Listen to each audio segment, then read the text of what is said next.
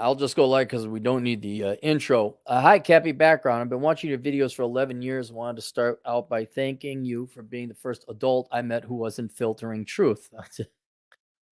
I I appreciate the compliment, but it's more of a damning statement, which is true, as to just how many of the over 30 somethings lie. It just fucking adults, man. They piss me off. I'm 33, I have a net worth of 430, and as of this year, my income is 190,000. Where have all the good men gone?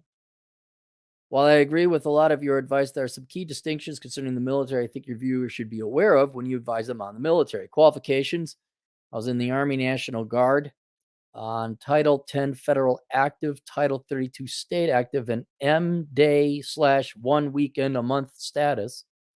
And the Army Reserves for a total of 8 years and 8 months. I have leveraged the opportunities the Guard and the Reserves offer to get to my current salary. Request: please create a video to cover 3 key distinctions for those considering military service. So here you go. I generally recommend the military. I obviously do not know all the ins and out of the different branches, or let alone the various levels where it's like full-time guard versus reserves. Distinction 1: all active duty time is not treated equally. If you join the National Guard, most of your active duty time will be Title 32. This means it does not count towards earning a post 9/11 GI Bill for college or an active duty retirement. I was on active orders for 24 months, but because only 8 months were Title 10, I have a much smaller GI Bill than my counterparts. There are some perks to being National Guard that reserves and actives don't offer, but they vary state by state and get yanked with each annual state budget. Distinction 2: unless you plan to retire after 20 years of Title 10 service from the active duty, every meaningful benefit comes at the 36 months of Title 10 active mark. There is no perk for staying 6, 10, or 14 years. Every year I stayed after the first 3 was a waste. The part-time service route always winds up screwing with your day job, and you wind up having to choose which one to focus on. No man could serve 2 masters. This is especially true in jobs like being a police officer, where your 1 weekend off a month is guaranteed to piss off whoever has to pick up the shift for you each month. There are 2 exceptions to this. One, if your day job is a fake government job, then it will be a smaller impact because your absence really doesn't really impact the workload. The other is an Air Force Reserve program called IMA, where you are allowed / expected to do all your drill dates at once. So that could work if you have a seasonal job like accounting.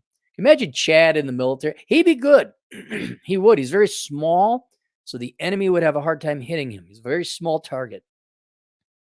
But keep in mind, any part-time service role could get called up to Title 32 or Title 10 active duty, doing such important missions as guarding the border without ammo, standing in front of the U.S. Capitol building without ammo, deploying to a recently burned city to fix America's teensy tiny race issue or pandemic response.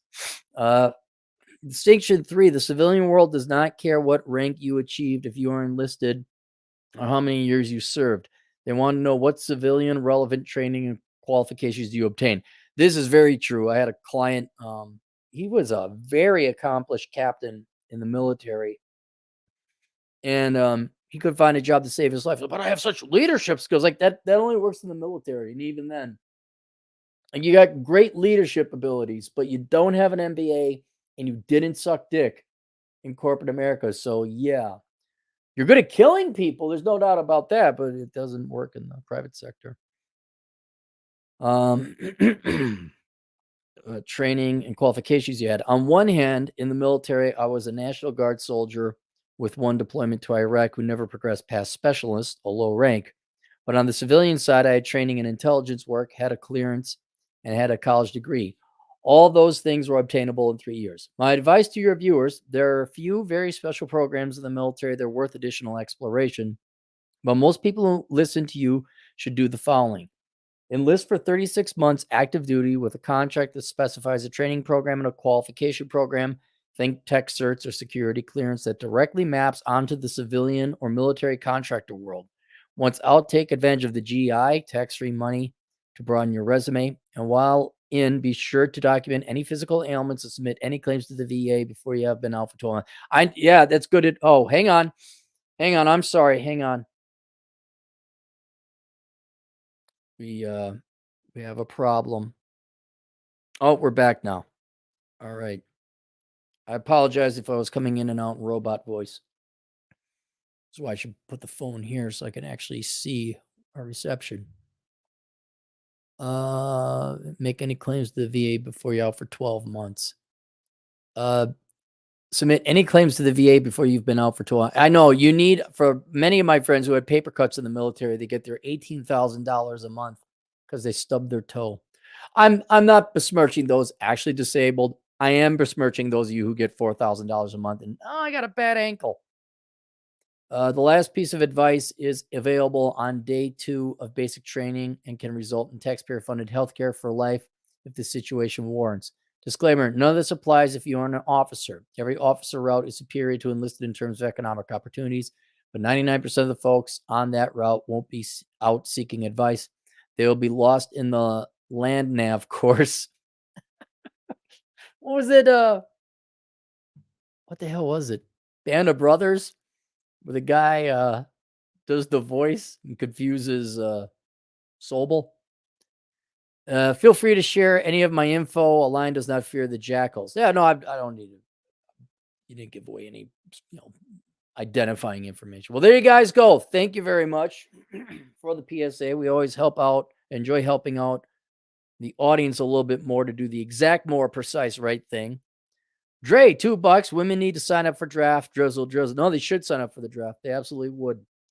Because you are actually being sexist if you're not for women signing up for the draft. I am for 100% in all cases the equal treatment of women. That is, and I'm not even joking about that. Like, no, I do treat women equally. Like, yep, you will pay your own rent. I won't insult you having me pay. You don't want to be dependent on no man. All right, there you guys are. We'll see you guys later. Toodles.